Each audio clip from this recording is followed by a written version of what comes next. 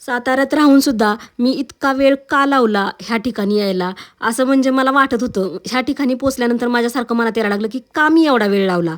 आणि हे ठिकाण इतकं छान आहे ना, तुम्ही पाहिलं असणारच आहे. सातारमध्ये जर तुम्ही असाल तर तुम्ही पाहिलं असणारच आहे. पण मी पहिल्यांदा हे ठिकाण पाहिलं होतं. त्याच्यामुळे मला एवढं छान वाटलं ना, इथलं वातावरण, इथलं नदी, मंदिरं इतकी छान आहेत. तर आम्ही कुठल्या ठिकाणी गेलो होतो, तर ते व्हिडिओमध्ये पुढे नक्की बघा. तर नमस्कार मंडळी, आपल्या चॅनेलवर पुन्हा एकदा मनापासून तुमच्या सगळ्यांचं स्वागत आहे. तर आज आपण चाललो आहोत सातारा जिल्ह्यातील लिम गावात असलेल्या कोटेश्वर मंदिराच्या दर्शनासाठी. निसर्गरम्य वातावरण, शांत परिसर आणि मंदिराची सुंदर वास्तू.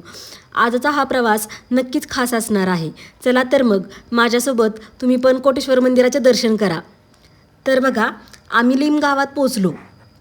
लिम गावात पोचल्यानंतर लिम गावाकडे जाताना आजूबाजूचा निसर्ग खूप छान दिसत होता आणि समोर जे दिसतंय ना, तर ते होतं कोटेश्वराचं मंदिर. ही आहे ह्या साईडला नदी आणि नदीच्या दोन्ही साईडला नदी आहे आणि नदीच्या मधोमध हे कोटेश्वराचं मंदिर आहे. किती छान दिसतंय ना हे मंदिर. मला तर एवढं आवडलेलं ना, खरंच खूप छान होतं. तुम्ही पण माझ्याबरोबर आज मंदिर नक्की बघा. आणि माझी ही पहिलीच टर्म होती बघण्याची. तर मंदिराच्या ठिकाणी आम्ही पोचल्यानंतर खाली उतरलो.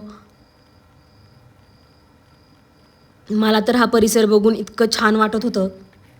मंदिराची रचना, परिसर आणि इथलं वातावरण तुम्ही या दृश्यांमध्ये पाहू शकता.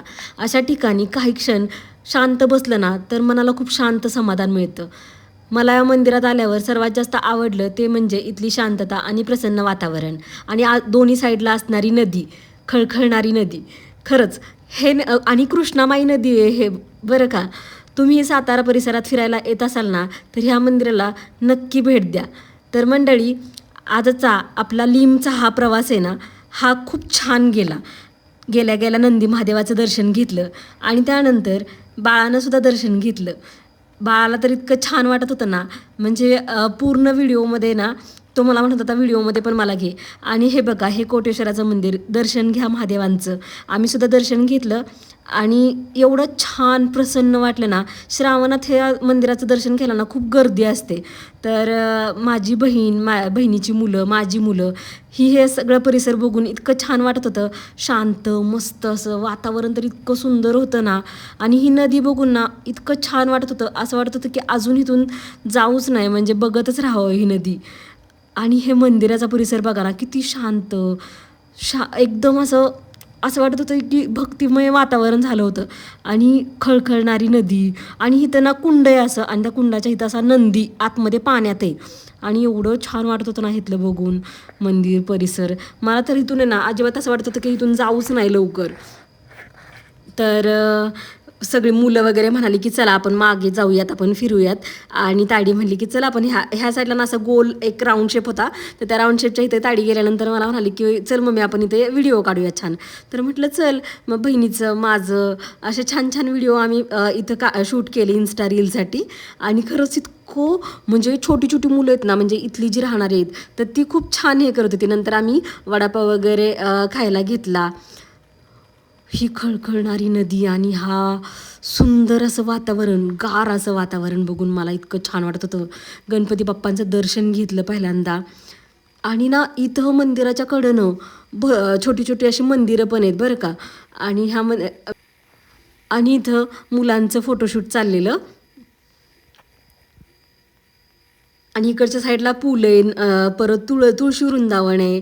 आणि इथं पादुका होत्या, महादेवाची पिंड पण होती आणि तुळशी वृंदावन होतं.